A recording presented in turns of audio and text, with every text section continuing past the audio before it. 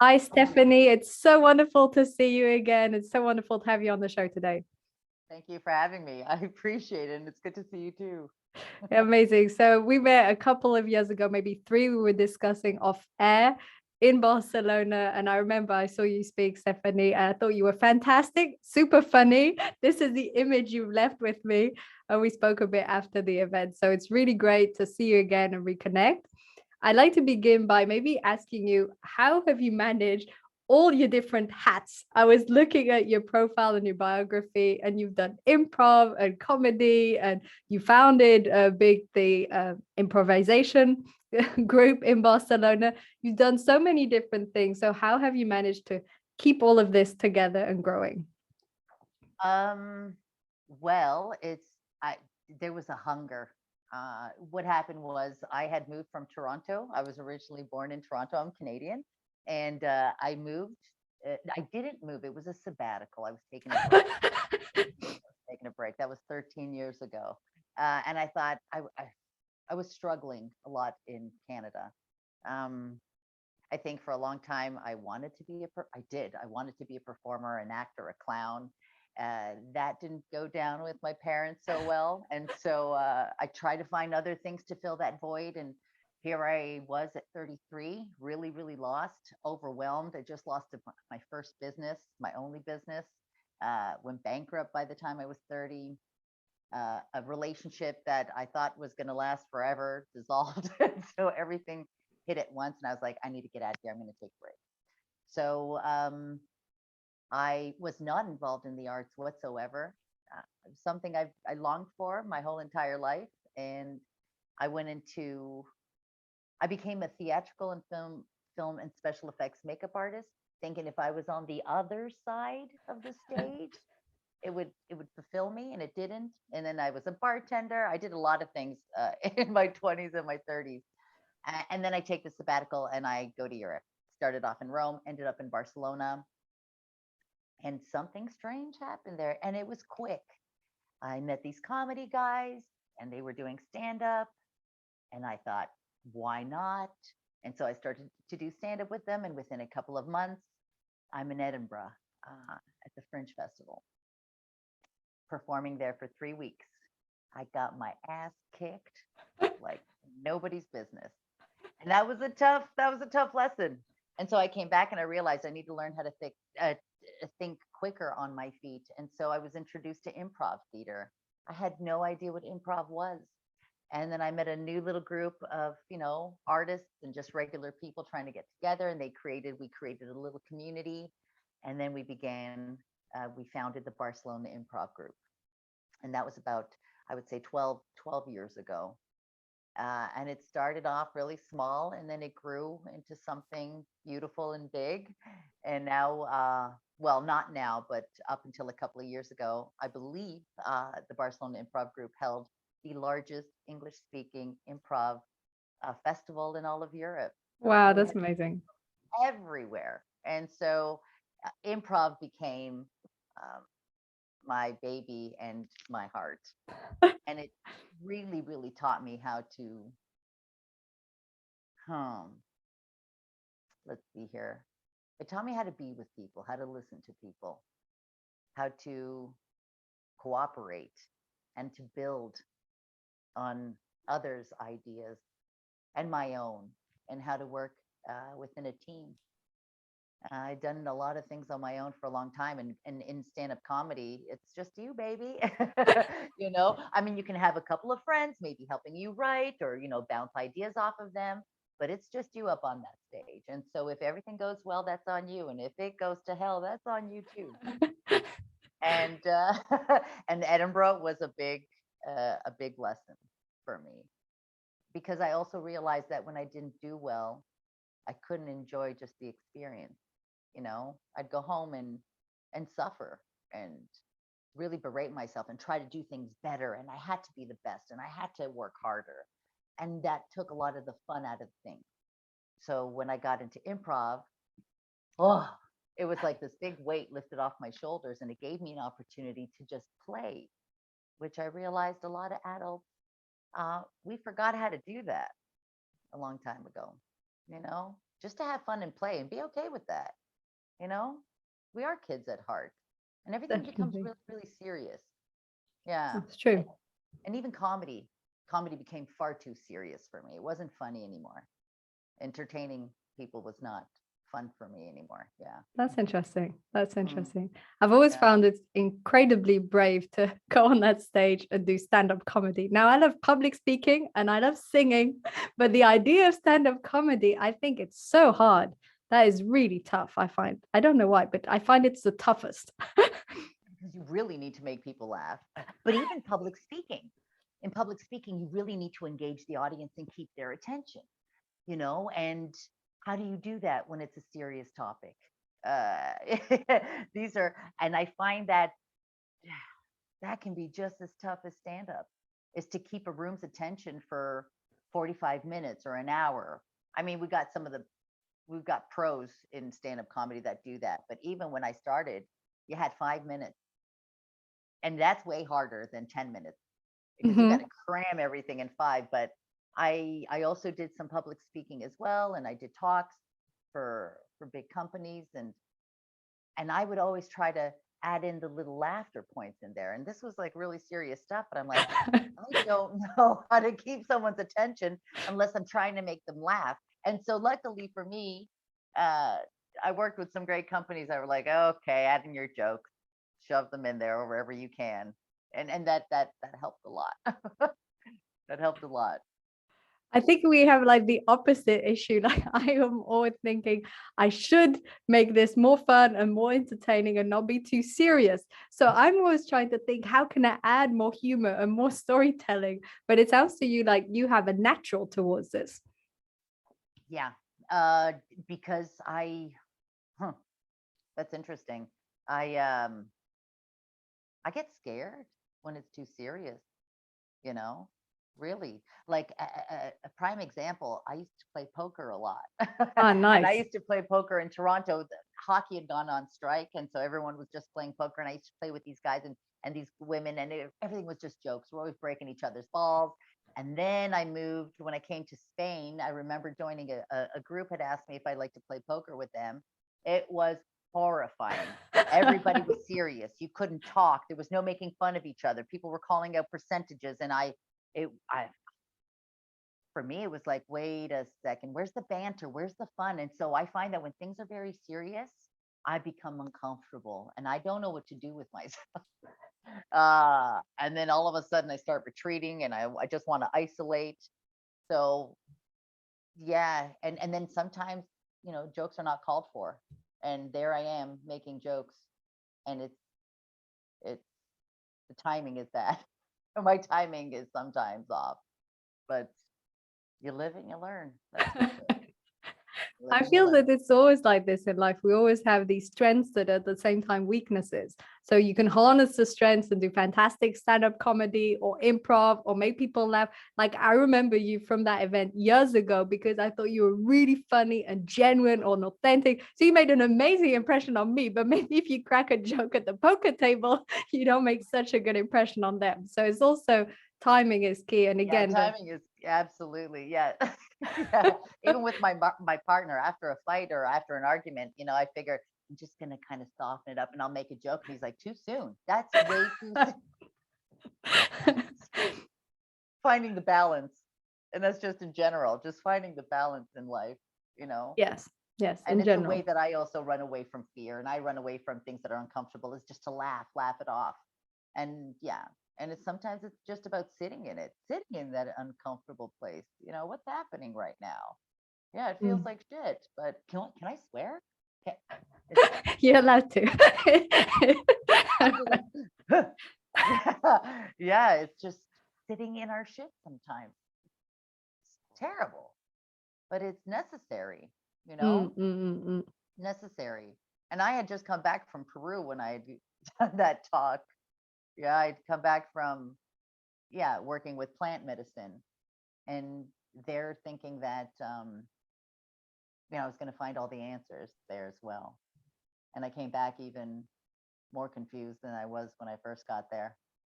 And so we're constantly searching and looking, and sometimes, um, it's not about finding the answer, you know. It's the journey to get there. We miss Mm. a lot of the clues on the way, you know. And there I was hoping this was going to solve all my problems. And what I learned is that your problems never go away, and if you do solve them, there's new ones right around the corner, just waiting, just waiting. But yeah, I wanted to say too, also with improv, it did a lot for my relationship with my partner and with my family. I was always listening, but waiting for my turn to say something, or ready to negate what they're saying. You know, nah, that's not going to work. No, that's not a good idea. No, well, no. And I was like the woman, I was Miss No. Now that I look back in retrospect, I'm like, wow, I negated so much in my life and with so many of the people that I'm with. And now it's really helped me to just sit back, active listening. You know, it's just sitting there and taking in everything that he's saying, and not, or she, and not saying, not coming up with the no right away. And that was a lot of training in improv.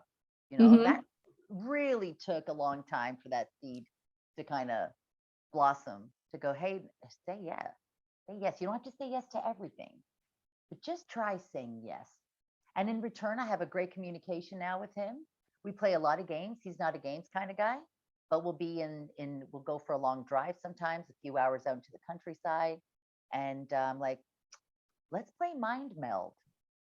And now he says, yeah, okay. but I know his first instinct is to go, no, man. But now it's like, okay, yes. And that's because I've been saying yes to him more times than not.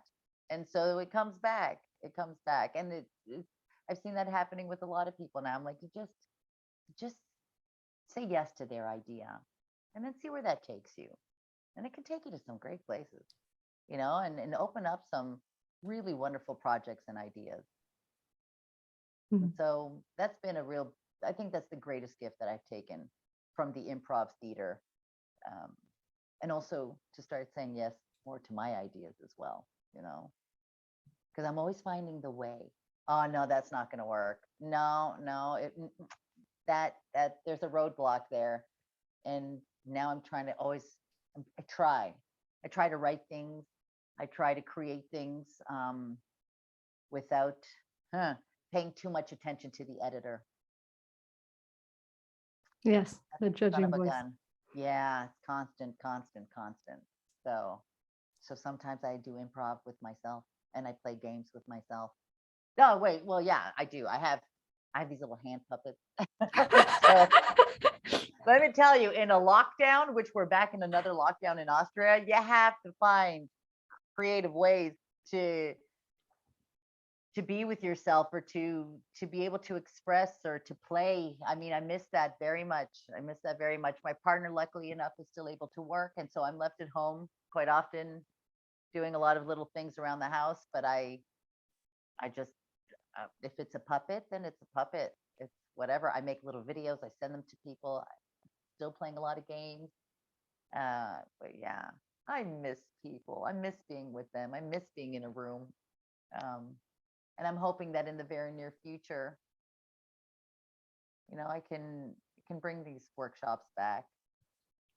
I'm sure it's possible. I mean, in certain places, it's, you know, some places are stricter than others. I know that in Sweden, where I am, I'm lucky because things are more open. So I think it is possible, and it will improve, hopefully. Anyway, fingers crossed. But I love what you said about improv. And it's true that I know that the key principle is always yes, and adding on to what other people say. So I could see how that would help you to move forward, add on, keep positive, and not have that sort of editor or judge voice that sort of says no. That's really interesting. And talking about creativity, I loved what you were sharing right now. I'd be really curious to know, what other tools, methods, ideas do you have to help you spark your creativity? Because I think creativity is such an interesting topic. And I think I've been through, the world has been through at different moments, a sort of emptiness, like no creativity left, like can't think of a single more video or post or book idea. So how do you spark your creativity? Luckily, I'm not alone in my home. I am when Tom's working, but when he's home, and I've been really, really fortunate with the fact that he also needs play in his life. And so we do a lot of improv singing. He's not the type to sing, but we just run these riffs. We make the most ridiculous songs on earth that I'm like, no one can ever hear these things that are coming out of our mouth, just the craziest shit. And I think it's brought a lot of joy. Like even in the mornings, we'll start with this ridiculous song. Like I'm learning German as well, which I don't understand how one language can have 11 ways of saying the. So I learned, like I've been taking German classes, but sometimes I'll even sing about how ridiculous German learning is. Or if it's a really nice sunny day, I start singing, today's going to be great and gewaltig. Gewaltig, I think, means great in German, right? So we have this great and gewaltig.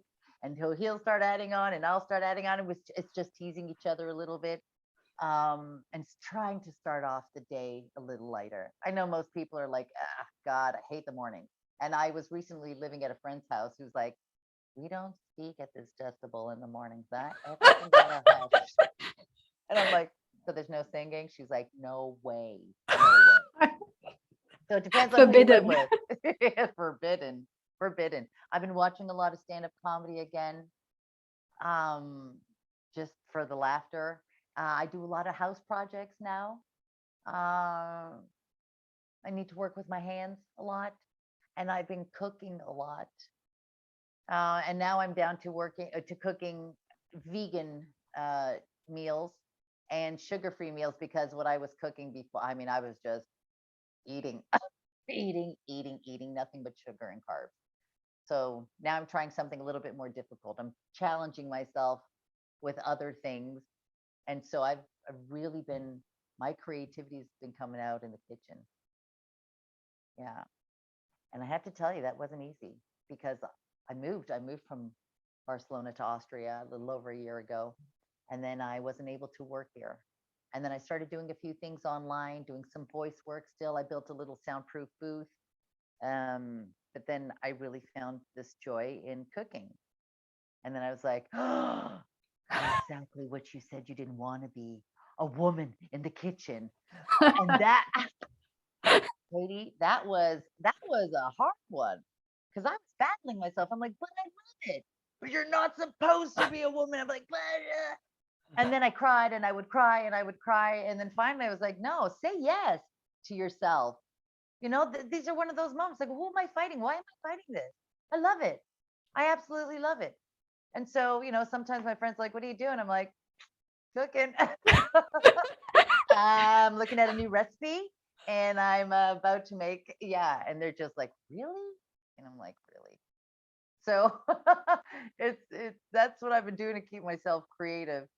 And music helps a lot, and dancing. So I'll get up in the mornings, I play some music, and I just let my body kind of do what it wants to do. Instead of dancing, I just kind of shake it all out, and I'll just play some of the weirdest tracks, music that I've never even really listened to. I just find things that, like on Spotify, they're always suggesting new music, and I just try it out, and then I just move my body to it. And I find that moving myself in the morning helps. I did yoga for a while, but I found that I'm like, too slow. That's a point. It's a point to slow it down, no? Yeah. I've really, you know, therapy's helped a lot, but boy, once you're really put into a situation like this, you really, really learn more about yourself if you're willing to listen. But yeah, this whole thing of not being able to be still and slow, I struggle in that. So I end up having, you know, to wake up in the morning and shake. And then I try to walk slowly throughout the house and do things slowly. Nice. Yeah. Again, about the balance. I feel that the one of the key themes that's coming through our conversation is the importance of play. I think this is great because I've never done an episode on this topic, and it's true that I feel. And we were just talking with a friend who's actually she's going to leave and go and live in Canada, so it's a funny coincidence because then I get you on, and you're from Canada originally, and she's going to Canada, and we were talking literally an hour ago about how we both still love to play, and we actually took out one of the games, like the Mikado, with the different sticks, and we started like pulling them out. And it's true. I don't know what happens when we suddenly become adults. I don't know if it's when we're 18 or 20 or 20, but there seems to be a sort of non-respect or non-acceptance of our nature to play, because adults need it too in different forms. It might not be a game, it might be singing, it might be dancing, it might be, but why is it that we suddenly become so restricted in our tendency and abilities to play? It's as if the word now you have to be responsible. It's like responsibility and play can't coexist, and they can, absolutely. And I find that I remember when I was doing workshops with adults and how difficult it was to just let go. It's okay. Also, I know that, I mean, we come with a lot of baggage as adults too. So, also in the back of our minds, or at least in my mind, is I can't screw this up. I'm going to look like a fool. What are they going to think about me? And that has a big impact on how much we're allowed, or we allow ourselves to break free, to play, to say the most ridiculous things. And I started off all of my workshops with wild dancing, really weird tongue twisters, like just the most bizarre things so that we could get it out in the beginning, like we, yeah. And it was really, they struggled with the dance. And I used to put on the weirdest music, and they really struggled with dance at times, but it didn't take long. It took a couple of workshops, sometimes a couple of hours. And then I didn't know how to rein it back. It's like finally they're free. And then not knowing also how to regulate that. Some people just, once they broke free, it was the most magical thing to see. But then I was like, hey, wait. We need also self-awareness. So like, you just can't grab people like that.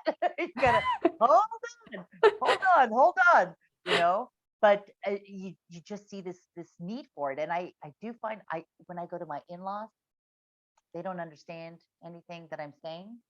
I don't understand what they're saying either. I'm learning German, but in Austria, they have a different dialect. But boy, have we figured out a way to communicate. And we do communicate, and we find the most creative ways to communicate, because they can't write anything out for me either. So we draw a lot of pictures, or we're going throughout the kitchen or the house grabbing items. We're trying to put phrases together. It's like win, lose, or draw. Or I already forgot the name of that word, 2 words, film. What's that game? Oh, charades. Charades, yeah. Yeah. And the laughing that we do sometimes, because we're so off, but we try our best not to go into Google Translate. Because I'm like, we can speak with our bodies. There are other ways of communicating. Let's figure them out, And it's also been an issue now for me, because I'm like, oh, I love this kind of communication. I don't have to learn German. It's like, no, you do. But it's been amazing that way, and how I communicate so much with his mother, and we barely speak. We don't use words. I mean, I say my little German, but sometimes there are things that I need to communicate, and sometimes we get it completely wrong. I've been helping her work in her garden. I understood dig up the chives, and she said, don't touch the chives. I dug them all up out of the ground. There's so many of them. By the time she came out, she's like, 99. I was like, got it. And I had to replant them all back in the dirt. I was like, just like, there are moments that, yeah, totally get it wrong. But the laughter that comes in after that, like the sheer joy and the ludicrousy that happens is just it. Honestly, I think in these times especially, it's so important for us to find joy and laugh, really, even in our mistakes, And so that's been that's been a really creative way of communicating the manners in which I have found with his parents, you know, and we do.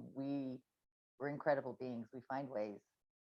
We do. When we're put to the test, we find ways, you Yes, and know. that's the most important part, whether it's the creativity, whether it's a sense of play or the communication, but also what you mentioned right now, which I love with the example of the chives, is being able to laugh when it's wrong, when you get it wrong, when it's imperfect. The other day, the same friend that's moving to Canada, Laura, the one we were playing Mikado with, we were walking and anyway, she fell in the water. It's a long story, but we just laughed. We laughed and there was no drama or problem or I think it's so important. And that's again linked to what we were saying about adults taking things maybe too seriously, is we forget that it's okay to laugh at ourselves or to laugh at imperfections, and things don't have to be perfect.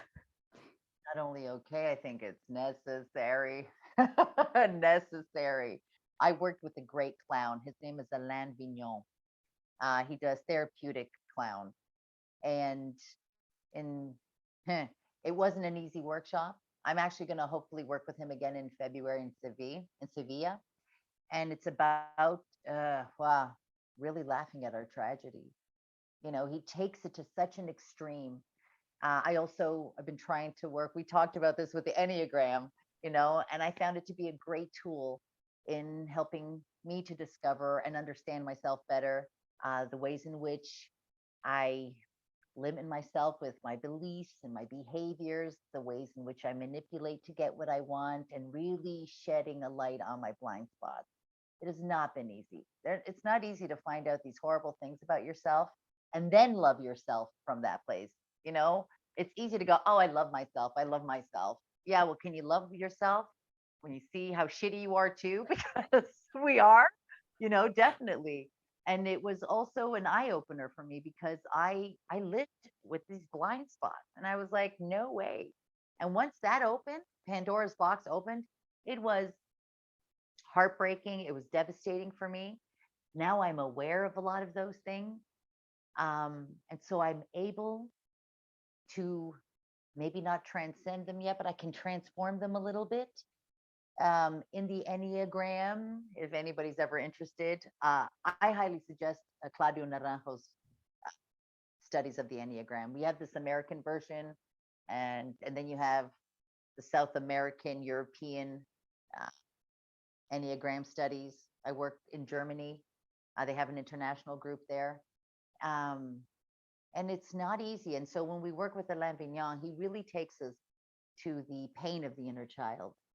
And then how we have carried this on and how we how we created this suit of armor, you know, to kind of the ego, the construction of the ego and the personality, right? And so when you discover these things about yourselves, yeah, it hurts a lot, but he's found a way in being able to face this.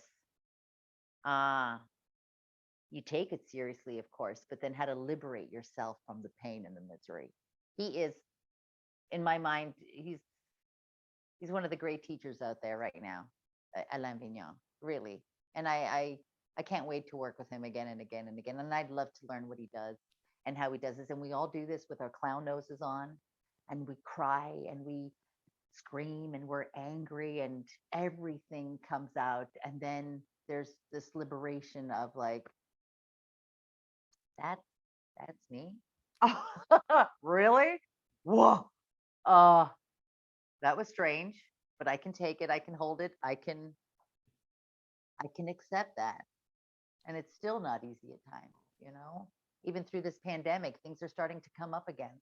I see how the inner child's trying to take over. And I find myself in a situation very similar from, you know, when I was a kid. And I think this pandemic did that, you know, it, a lot of our inner children came up to the surface and how we're coping. You know, there's a lot of fear, there's a lot of sadness, there's a lot of anger, there's a lot of confusion. And I'm finding myself in an uncomfortable place again, and trying to navigate through this and really this time being aware, where it's coming from. And again, it's not always pretty. But I also find that I get a little frustrated at times with some of my friends who are like, just be positive. Just stay positive. If you just stay positive, and it's like, listen, that's also an illusion. You can't always be positive either. There's so much spiritual bypassing going on. I'm like, stop. It's like you got to just see the shit for what it is, and then live in it, and you're not coated, not sugar coated, because that doesn't help either. That's another coping mechanism. And there's so many, and maybe even, no, for sure, even my singing in the mornings and always wanting to play has become a coping mechanism for me too. And sometimes my partner's like, not now. Again, it's like, not now, Steph. Now it's time to be serious. Like we got some serious things to talk about. And I'm like, hey. And so, yeah, but I think, yeah, this has really been, I think, a crisis for a lot of people in more than one way. And for me too. Yeah. For everybody. But it's in these times that I think we can find a lot of growth. Yes, and it's using those challenges and those phases to actually have the courage, like you mentioned, to look what's coming up, to look at the inner child, to reflect, to process, to go through, instead of either sugarcoating it or ignoring it or whatever other options. So seeing it as an opportunity for spiritual growth. I think the biggest challenges we go through are always an opportunity for growth, but we don't always use it, because we might push it away, or we might ignore it, or we might hide, or we might cover it. So I think it's perfectly healthy to have play and to have singing and to keep your spirit and energy up. Of course, I'd say that I'm a 7. I don't only think it's healthy. I think it's like the basis of life all the time. But like you said, still having that balance, having that awareness, having that reflection, and the slow times and the calmer times where we look, okay, what's really going on here? What am I ignoring? What am I pushing away? What's, coming up? So I think it is a powerful opportunity, but then every moment is an opportunity. No. And nobody who's going through their shit wants to hear that. Like, not long ago, my sister was in a relationship and her partner cheated on her. I've heard this a million times, and she's in her pain and she's crying, and of course she's upset. And the last thing she wants to hear from me is, this is a gift. Yeah, Of course not. But on the outside, we can see, like, this is a challenging time, but boy, when you get through this, if you decide to go through this consciously, and you can, and just be with yourself and not fall into, that personality or the ego that's like, oh no, you should try this, do this, no, this, blah, blah, blah, or the guilt that one wants to feel. It's also helped me not to do that too, because a lot of times, oh, I know better. I'm going to tell you how to fix this. I've been through this already, and it's like, it's also been so much work for me to just sit there and listen. And really, so many of us want to just be heard, just to sit and listen. And that's another exercise that I do with my partner from time to time. With 10 minutes, you get to talk. I say nothing. I also offer no advice. I also don't nod my head in agreement. I just sit there and be the receiver of whatever it is that you need to say, and then let it go. And then it's my turn. And it's just, sometimes it's just verbal diarrhea. It's like, blah, blah, blah, blah, blah. I just need to get this out. And then I'm like, oh gosh, okay, great. And then we move on, But of course, yeah, our difficulties, like who was it? Thomas Hubel, I've heard him say, our difficulties is the fertilizer for our growth. And it really is. And comfort and growth it just doesn't coexist. No, not at all. Not at all. No. So yeah, now moving countries, learning a new language. You're back in Sweden. And do you have any plans on moving around, or you're going to stay? No, for now we're still in Sweden, but I mean, I'm originally French British anyway, so I'm learning Swedish. Like you're learning German, I'm learning Swedish. So yeah, but it's true that all these opportunities and all this moving and circumstances and learning new skills, like you mentioned, they're all opportunities for growth and for reflection. So they go together, right? Like the awareness. Anyway, we've touched on so many different topics, Stephanie. I feel I could literally talk to you all day. I love how we evolved from play to reflection and the Enneagram. It's been fantastic. Thank you so much for being on the show today, Stephanie. Thanks for having me, Katie. This was great. Mwah. Real pleasure.